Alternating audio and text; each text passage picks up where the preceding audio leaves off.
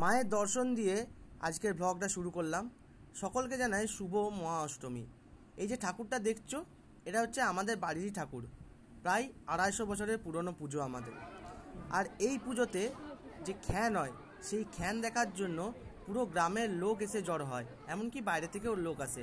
এই যে বলির জন্য আমাদের বেদি তৈরি হয়ে গেছে এবং কুমড়োগুলোকে পরপর সাজানো হচ্ছে।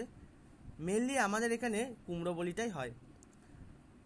কুমড়োগুলোকে সাজানো হয়ে গেল, এরপর বড় মামা তলোয়ার নিয়ে আসছেন এবং এরপরে শুরু হবে আমাদের মন্ত্রপাঠ।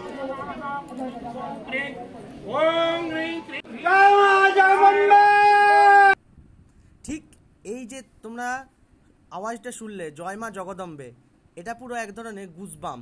এটা শুনলে আমাদের লোম খাড়া হয়ে যায়। ঠিক সঠিক সন্ধিক্ষণে কুমড়োগুলিকে আমাদের কেটে দেওয়া হলো।